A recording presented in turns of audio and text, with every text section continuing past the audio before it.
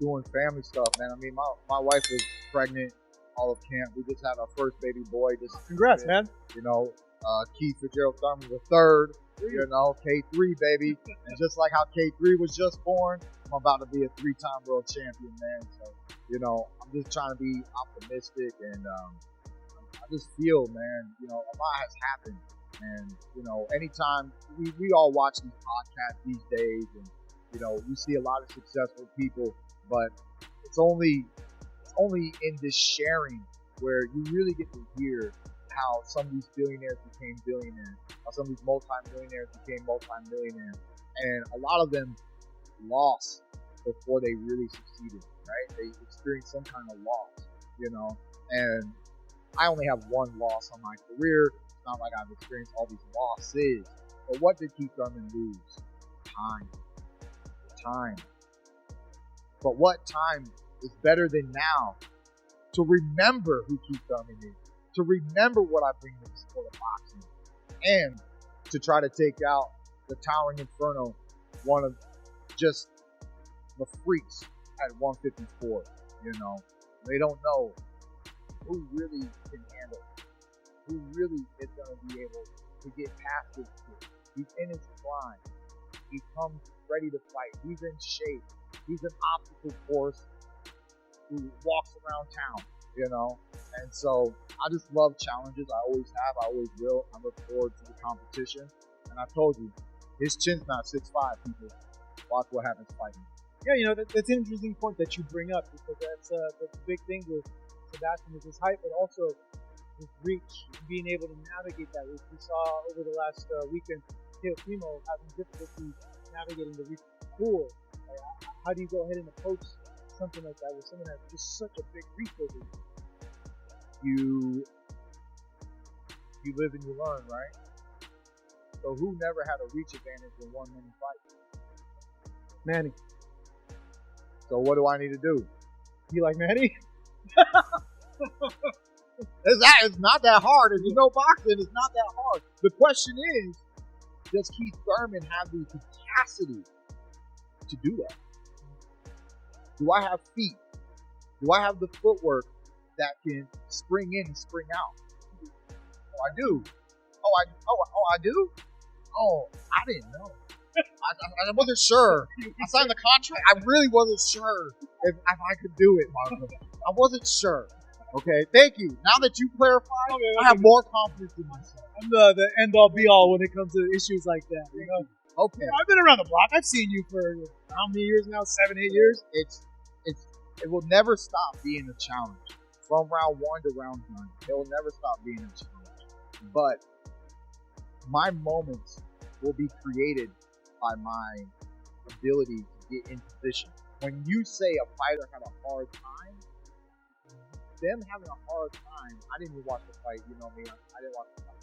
So, if the fighter had a hard time, then what he had a hard time really doing was getting in position, right? Which he did, yeah. He couldn't cut the distance. And his feet never got where they need to be. Yeah. You know, you need to be somewhere to touch somebody. You know what I mean? And that's my job. My job will be putting myself in that position to where he can be touched. And it's to the head, to the body. And once I throw, you know, I want him to feel a power. Even though I'm coming up from 147, he's been in there with guys probably theoretically bigger than me. But are they really bigger punchers than me? And that's something we're all going to see. How are you feeling at 54, having already pretty much had a whole camp that you were preparing for the first time? How do you feel like your power, your size, everything? You know, I mean, the cut is less extreme. There's always a cut, right? I wasn't 155 fighting at 147, right? Like, my first fight at the MGM Grand for PBC, Robert Dos Guerrero, I did a cut from 172, you know, 172 to 147. Yeah, you know, that's a lot of body fat, you know.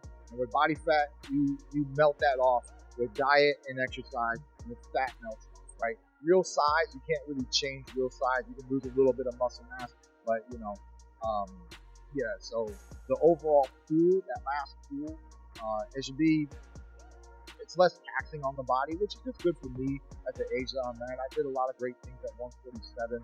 You know, I'm actually curious. I'm actually feeling so good. I'm wondering in the back of my head if I could ever, even just for fun, make a fight happen back down at 147. You know, And popping now. There's a lot of guys there. A lot of big names. yeah, big names, no big punchers. So you know, what Conor Ben is like, what, he's supposed to be the puncher now? Like, yeah, Ryan? big puncher, No, Ryan's a big puncher. big puncher. Yeah, his hook.